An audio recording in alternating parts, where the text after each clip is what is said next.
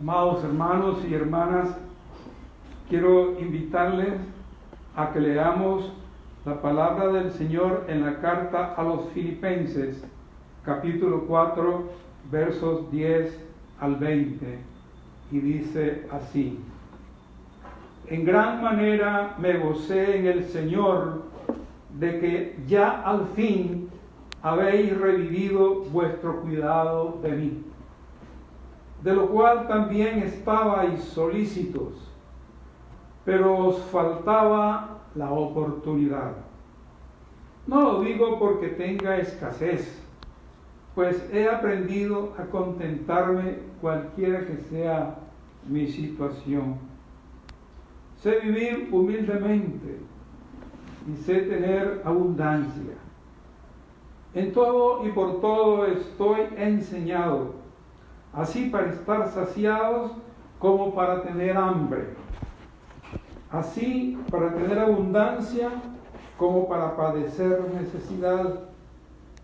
Todo lo puedo en Cristo que me fortalece.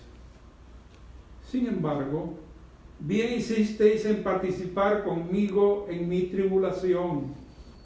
Y sabéis también vosotros, oh Filipenses, que al principio de la predicación del Evangelio, cuando partí de Macedonia, ninguna iglesia participó conmigo en razón de dar y recibir, sino vosotros solos. Pues aún a Tesalónica me enviasteis una y otra vez para mis necesidades. No es que busque dádivas, sino busco fruto que abunde en vuestra cuenta. Pero todo lo he recibido y tengo abundancia. Estoy lleno, habiendo recibido de Epafrodito lo que enviasteis: olor fragante, sacrificio acepto, agradable a Dios. Mi Dios pues suplirá todo lo que os falta conforme a sus riquezas en gloria en Cristo Jesús. El versículo 19 va a ser el centro de nuestra breve meditación. Tantos cristianos y cristianas han recibido bendición de este versículo, incluyendo este siervo de Dios que hoy le está hablando. Recuerdo que una vez, recién salido de una hospitalización en el Hospital Bautista, siendo todavía un seminarista, estudiando en el Seminario Teológico Bautista de Nicaragua, una tarde yo estaba triste, decaído, y me puse a leer la Biblia, y al llegar a este versículo, mi Dios pues suplirá todo lo que os falta conforme a sus riquezas en gloria en Cristo Jesús. Hermanos, yo sentí que un rayo de luz atravesaba las penumbras de mi alma y me llenaba de gozo, me llenaba de fe, me daba esperanza. Y en ese momento mi estado de ánimo cambió y pude continuar sobrellevando mis tratamientos y a la vez poniéndome al día en mis estudios para hacer lo mejor para bien de mi formación teológica como siervo del Evangelio. Déjenme decirles, hermanos, que aquí estas palabras las escribe San Pablo cuando, estando preso, no estamos seguros si en Roma, si en Éfeso, si en Cesarea, pero estaba preso y las condiciones carcelarias de esos tiempos eran horribles, deprimentes. Y sin embargo, qué alegría fue para San Pablo recibir una ofrenda de amor de parte de la iglesia de Filipos, y que fue entregada por Epafrodito, que era un líder o acaso el pastor de esa congregación. Y Pablo se sintió tan alegre, tan animado al ver el amor de la congregación, que estaba en Filipos. Él era un hombre que ya había aprendido a vivir cualquiera que fuera su situación, en escasez o en abundancia. Él estaba siempre confiado en el Señor, que proveería para todas sus necesidades. Y no solamente sus necesidades económicas, sus necesidades materiales, su alimentación, su sustento, su habitación, sino también a esas necesidades que son a veces mayores y más difíciles de cubrir, como eran sus necesidades emocionales. Tal vez tristeza, tal vez lágrimas por algún llanto inconsolable, porque Pablo, a pesar de haber sido un apóstol de una gran fe y usado para hacer grandes milagros por el Señor, pero Pablo tuvo sus momentos en que lloró, así como nuestro Señor, que sanó a tanta gente, que curó a multitudes, y sin embargo Jesús lloró ante la tumba de Lázaro. El llanto no es ajeno al ser humano, y tanto Jesús como Pablo también pasaron por esa experiencia humana, pero fueron capaces también de recibir esa bendición del Padre Celestial que suple lo que falta. Y hermanos y hermanas, sepan una cosa: detrás de estas palabras apostólicas estaba una experiencia que había hecho conciencia en la historia de la fe de Israel.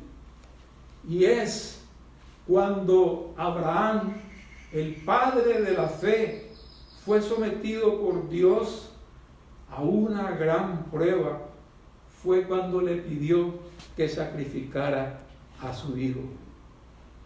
Y dice la palabra del Señor en Génesis 22 lo siguiente: aconteció después de estas cosas que probó Dios a Abraham y le dijo: Abraham. Y él respondió: heme aquí. Y dijo: toma ahora tu hijo, tu único, Isaac, a quien amas, y vete a tierra de Moria y ofrécelo allí en holocausto sobre uno de los montes que yo te diré. Y Abraham se levantó muy de mañana y enarboló su asno y tomó consigo 2 siervos suyos y a Isaac su hijo, y cortó leña para el holocausto. Y se levantó y fue al lugar que Dios le dijo. Al tercer día alzó Abraham sus ojos y vio el lugar de lejos. Entonces dijo Abraham a sus siervos: esperad aquí con el asno, y yo y el muchacho iremos hasta allí y adoraremos y volveremos a vosotros. Y tomó Abraham la leña del holocausto y lo puso sobre Isaac su hijo. Y él tomó en su mano el fuego y el cuchillo, y fueron ambos juntos. Entonces habló Isaac a Abraham su padre y dijo: Padre mío. Y él respondió: heme aquí, mi hijo. Y él dijo: he aquí el fuego y la leña, mas ¿dónde está el cordero para el holocausto? Y respondió Abraham: Dios se proveerá de cordero para el holocausto, hijo mío. E iban juntos. ¿Qué fe la de Abraham?